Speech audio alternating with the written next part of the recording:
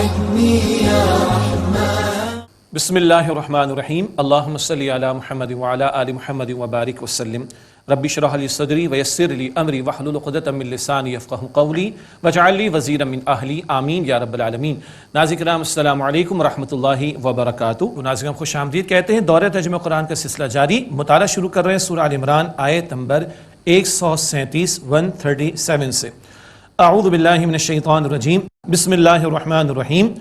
قد خلت من قبلکم سنن فسیروا فی الارض فانظروا کیف کان عاقبۃ المکذبین. گزر چکے تم سے پہلے واقعات، تو زمین میں چلو پھرو، پھر دیکھو کیسا انجام ہوا جھٹلانے والوں کا. ماضی کی طرف توجہ دلا کر عبرت دلائی جا رہی ہے. ھذا بیان للناس وہدی وموعظۃ للمتقین. یہ بیان لوگوں کے لیے اور ہدایت و نصیحت ہے متقین کے لیے. اب جو غزوہ احد کے موقع پر ہوا کہ وہ درے سے کچھ حضرات چلے گئے، اور ذکر آگے بھی مزید آئے گا، اور پیچھے سے حملہ ہو گیا اور صحابہ کرام کی ایک بڑی تعداد 70 کی تعداد شہید ہو گئی. مسلمانوں کو وقتی طور پر ایک نقصان بھی اٹھانا پڑا.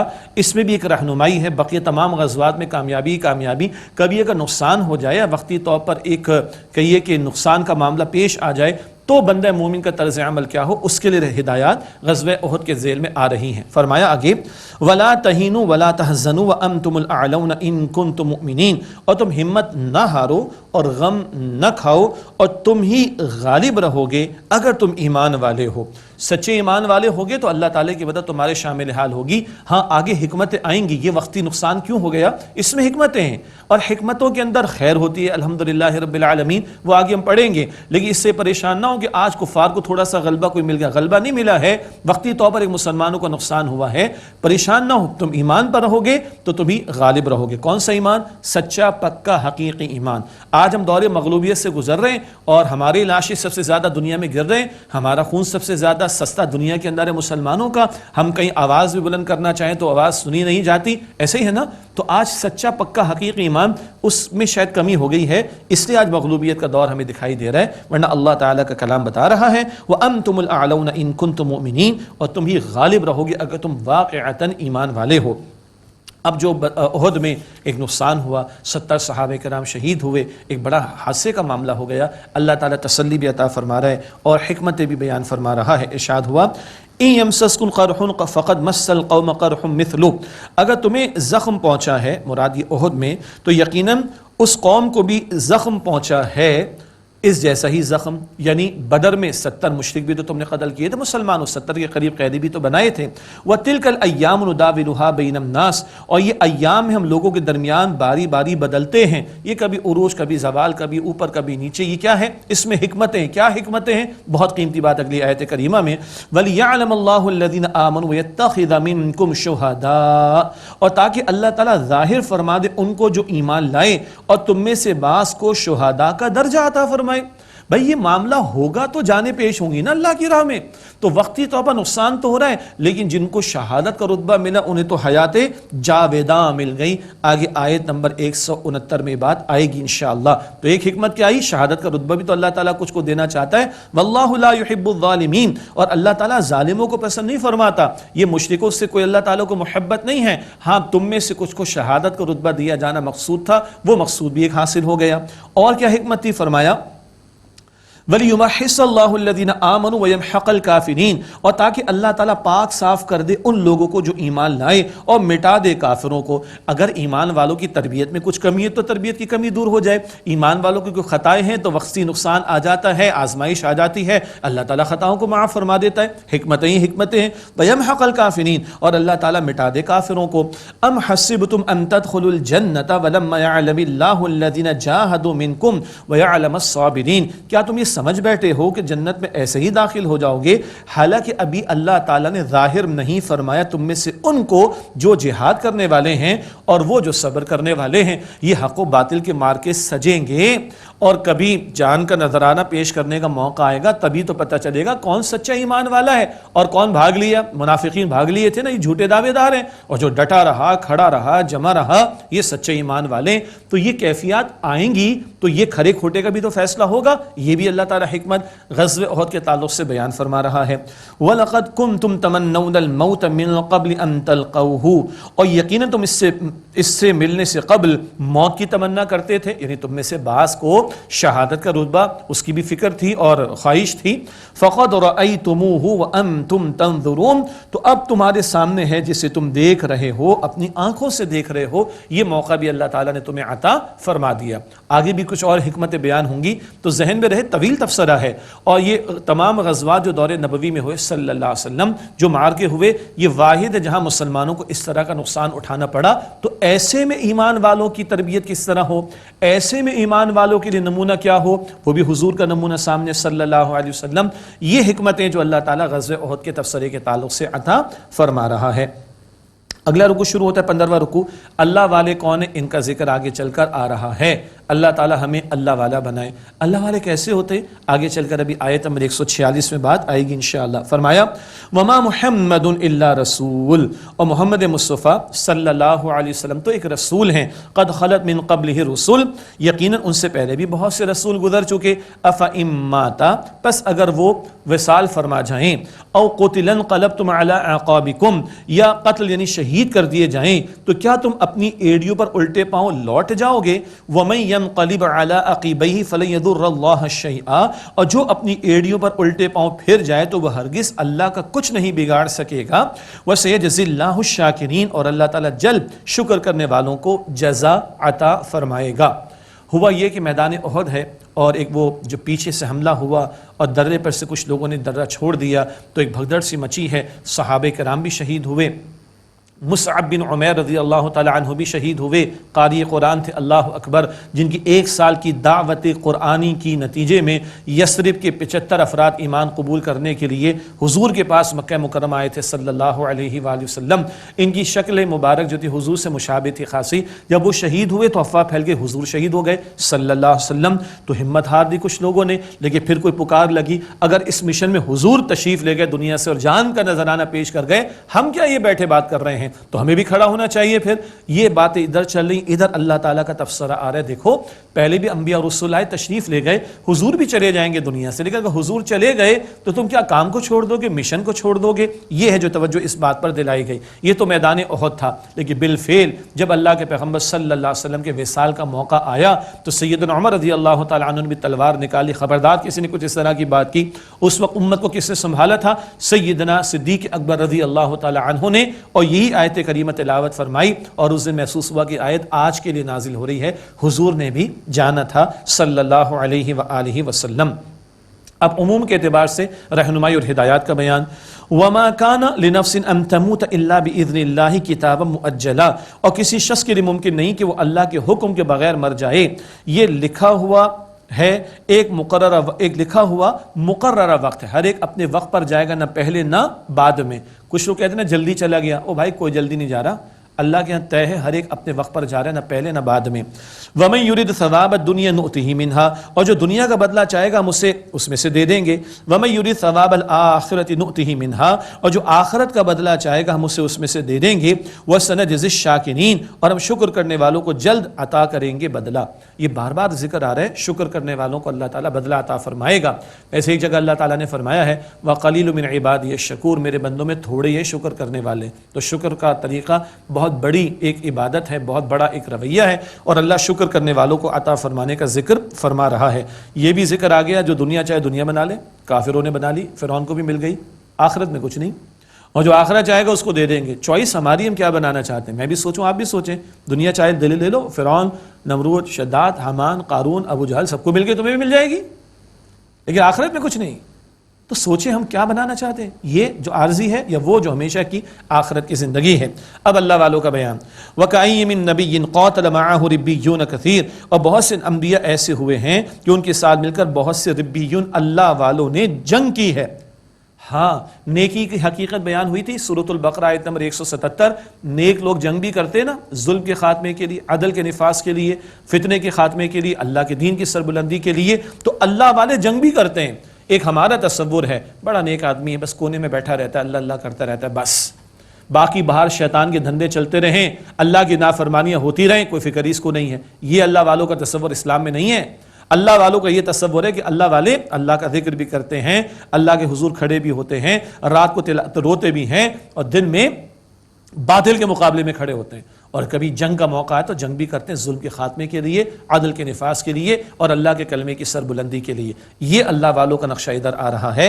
وَكَأَيٍّ مِّن نَبِيٍّ قَاتَلَ مَعَهُ رِبِّيُّونَ كَثِيرٌ، اور بہت سے انبیاء ایسے گزرے ان کے ساتھ مل کر بہت سے اللہ والوں نے جنگ کی۔ فَمَا وَهَنُوا لِمَا أَصَابَهُمْ فِي سَبِيلِ اللَّهِ، بس انہوں نے ہمت نہ ہاری ان مصیبتوں کی وجہ سے جو انہیں اللہ تعالیٰ کی راہ میں پہنچیں۔ وَمَا ضَعُفُوا وَمَا اسْتَكَانُوا، اور نہ ہی وہ کمزور پڑے اور نہ ہی باطل کے سامنے دبے۔ وَاللَّهُ يُحِبُّ الصَّابِرِينَ، اور اللہ تعالیٰ صبر کرنے والوں کو پسند فرماتا ہے۔ صبر کا ایک جامع وسیع تصور قرآن پاک ہمیں دیتا ہے۔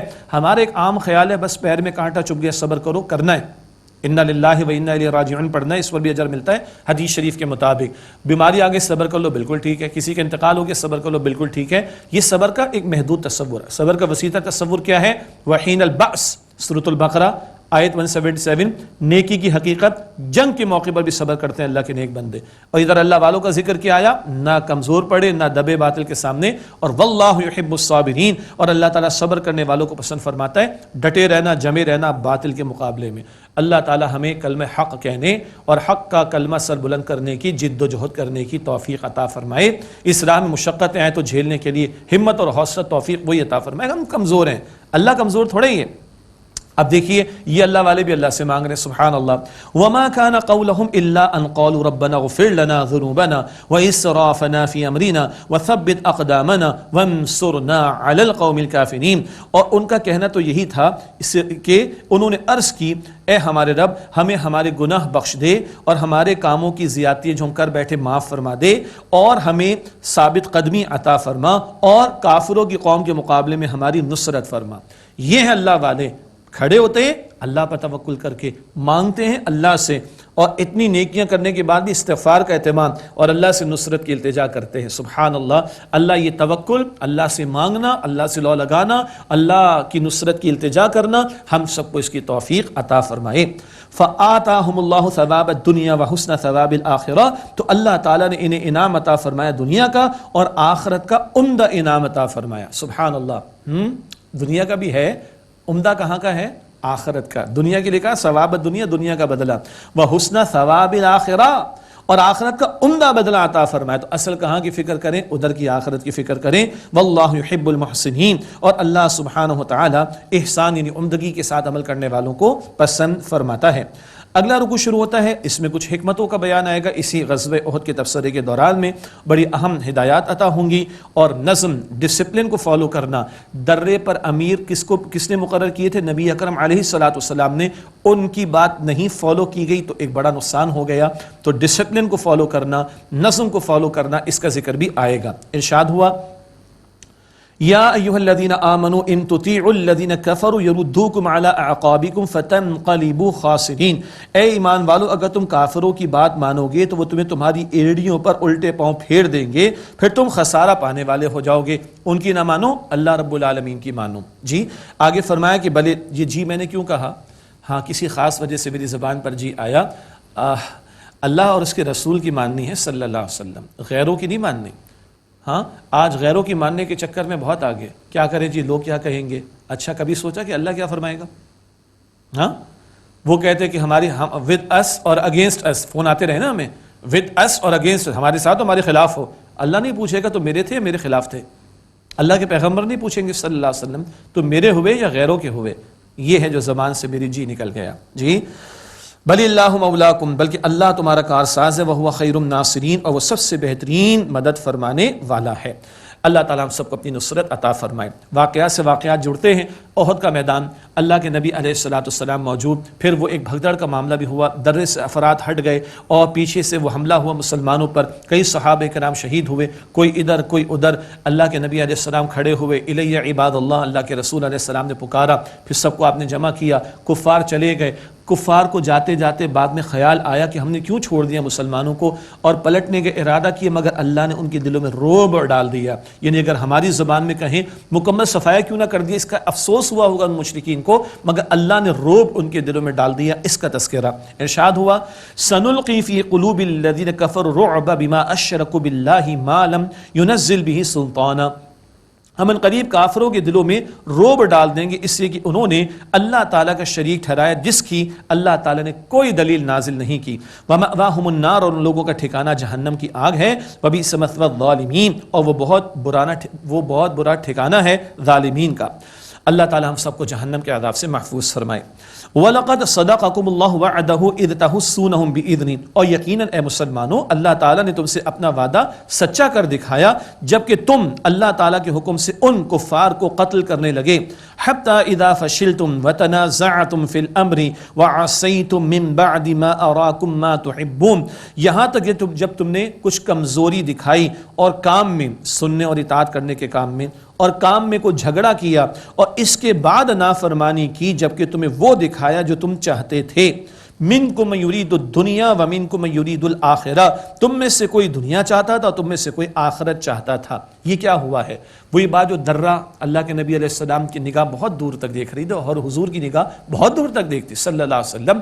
آپ نے فرمایا مت ہٹنا یہاں سے، بڑے الفاظ تو یہ تھے چاہے تم اپنے بھائیوں کے لاشیں دیکھو مت چھوڑ۔ بعد میں جب مسلمانوں کو اول غلبہ ملا تو یہاں پہ موجود لوگوں کے ذہن میں خیال آیا حضور نے جو فرمایا تھا صلی اللہ علیہ وسلم وہ فتح تک تھا، فتح مل گئی، مسلمان غالب آ گئے تو ہمیں چھوڑ دینا چاہیے درہ۔ ان کے امیر عبداللہ بن جبیر رضی اللہ عنہ جو ان کے لوکل کمانڈر تھے انہوں نے روکا نہیں، حضور نے منع فرمایا۔ ان سے ایک اجتہادی خطا ہو گئی، بھئی حضور نے منع فرمایا تھا لیکن اب تو فتح ہو گئی مسلمانوں کو، تو یہ فتح کا جو معاملہ تھا اس نسبت سے ان کے ذہن میں بات آئی اور 35 کے قریب لوگوں نے درہ چھوڑ دیا اور بعد میں پھر وہ پیچھے سے حملہ آور ہوئے۔ خالد بن ولید بعد میں ایمان لائے، ابھی تو کفار کے ساتھ ہیں، اور 70 کے قریب صحابہ شہید ہوئے۔ یہاں اللہ تعالیٰ فرمایا کہ تم نے کچھ کمزوری دکھائی، کام میں جھگڑا کیا، بہت اہم بات ہے، دینی اجتماعیتوں میں جڑے ہوئے لوگوں کو بھی اور ایک امیر کے ہاتھ پر بیعت کیے ہوئے لوگوں کو بھی غور کرنا چاہیے کہ ڈسپلن میں اگر کمی کوتاہی ہوگی تو کتنا بڑا نقصان تک ہو سکتا ہے۔ حضور علیہ السلام کے دندان مبارک بھی شہید ہوا، آپ کا خون اطہر بھی بہا ہے، اللہ اکبر کبیرہ، اور اتنا بڑا حادثہ صحابہ کرام کی شہادتوں کا ہوا ہے اور تمہیں وہ دکھایا کہ جو تم چاہتے تھے۔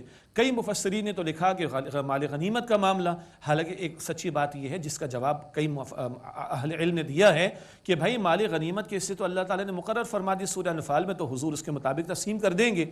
ہاں سورہ صف میں ایک بات آتی ہے وَأُخْرَىٰ تُحِبُّونَهَا، سورہ صف 28واں پارہ، وَأُخْرَىٰ تُحِبُّونَهَا نَصْرٌ مِّنَ اللَّهِ وَفَتْحٌ قَرِیب، اور ایک اور بات ہے جسے تم پسند کرتے ہو کہ اللہ تعالیٰ کی طرف سے نصرت آ جائے اور قریبی فتح آ جائے، تو بہتر ترجمانی یا تعبیر یہ ہے کیا منکم من یرید الدنیا، تم میں سے کچھ دنیا یعنی دنیا میں جو فتح اللہ کی طرف سے عطا ہوتی ہے وہ چاہتا تھا، اور ما تحبون جو تم چاہتے تھے جو تم پسند کرتے تھے وہ کیا تھی؟ فتح والی بات۔ یہ تعبیر بڑی محتاط بھی ہے اور صحابہ کرام کے طرز عمل پر حرف بھی نہیں آتا اور قرآن پاک کے الفاظ بھی اس کا ساتھ دے رہے ہیں، واللہ اعلم بالصواب۔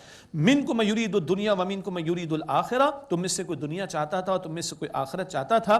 ثم صرفکم عنہم لیبتلیکم، پھر اللہ تعالیٰ نے تمہیں ان کے مقابلے میں پسپا کر دیا۔ یہ وقتی طور پر مسلمان جو ہے وہ ایک مصیبت میں آئے ہیں، مشکل میں آئے ہیں، آزمائش میں آئے ہیں۔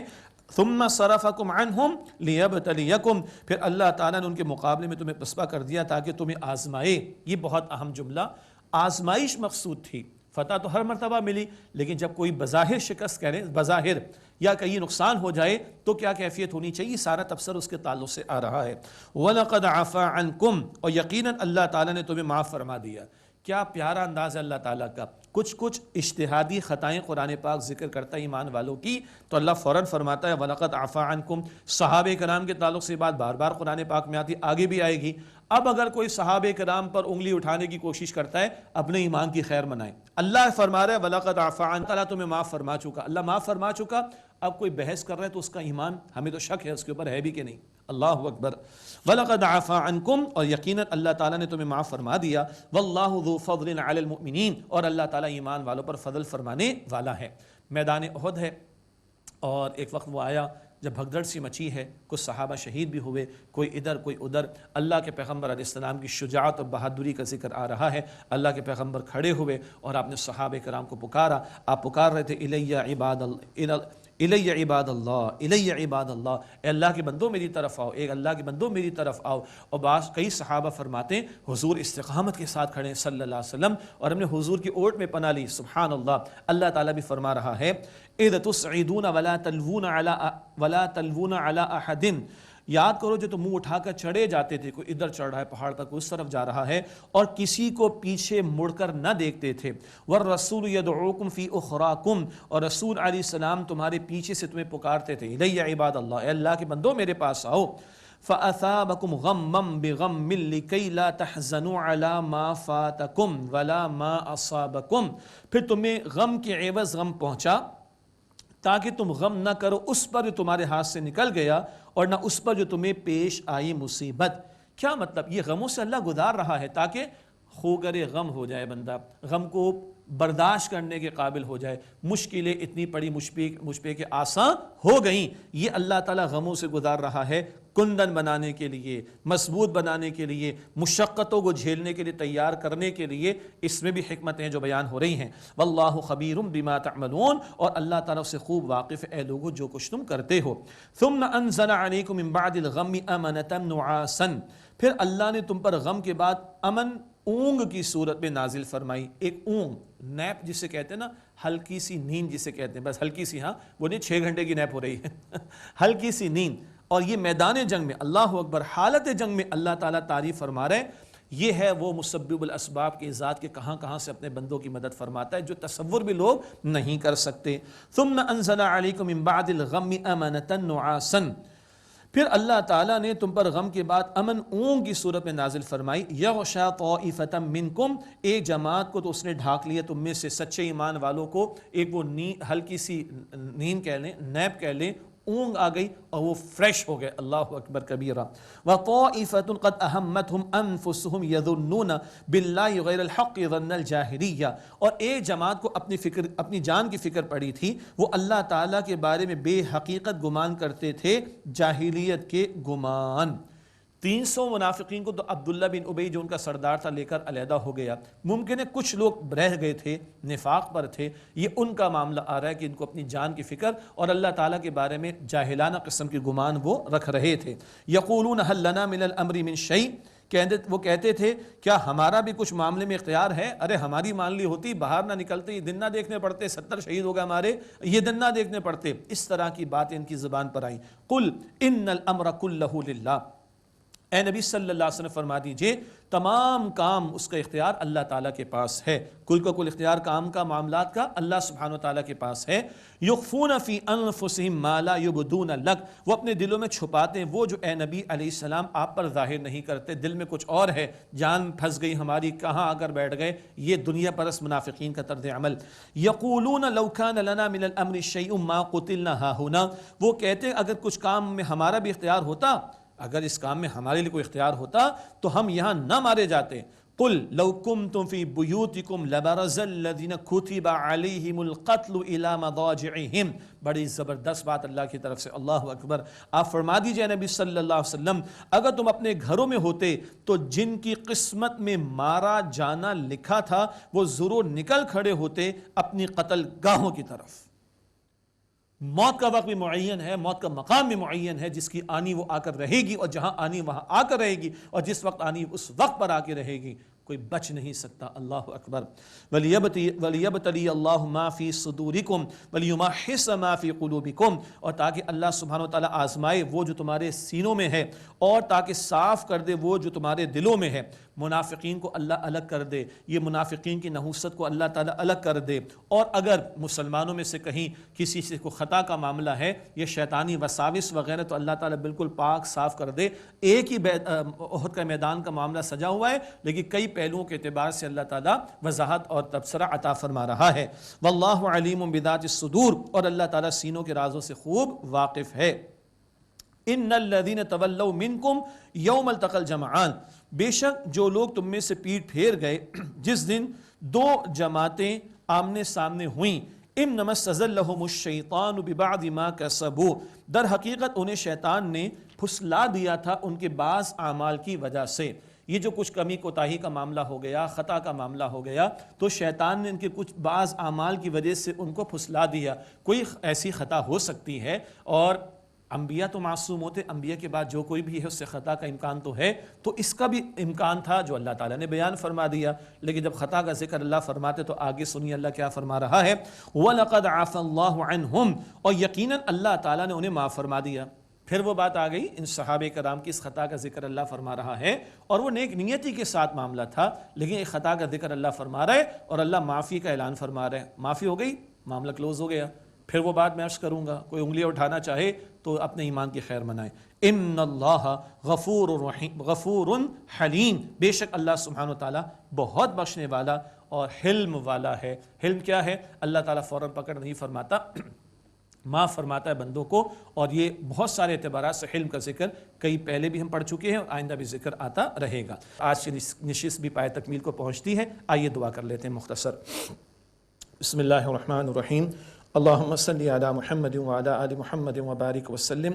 یا اللہ ہماری جانب سے قبول فرما لے. یا اللہ ہم سب کی مغفرت فرما دے، ہمارے ماں باپ کی، ہمارے گھر والوں کی، تمام مسلمانوں کی مغفرت فرما دے. اے اللہ ہمارے صغیرہ کبیرہ گناہوں کو بخش دے. اے اللہ اپنے دین کی پکار پر لبیک کہنے کی توفیق عطا فرما. اے اللہ ہماری جانوں، ہمارے مال، ہماری اولاد، ہمارے گھرانوں، ہمارے وسائل، ہماری صلاحیتوں کو اے اللہ اپنے دین کی خدمت کے لیے قبول فرما لے. اے اللہ اپنی راہ میں شہادت کا رتبہ عطا فرما دے. اے اللہ ہمیں جہنم سے آزاد فرما دے. اے اللہ ہمیں جنت الفردوس نصیب فرما دے. اے اللہ ہم سب سے راضی ہو جا. اے اللہ ہم سب سے راضی ہو جا. اے اللہ ہم سب سے راضی ہو جا. صلی اللہ علی النبی الکریم وعلی آلہ واصحابہ اجمعین برحمتک یا ارحم الراحمین.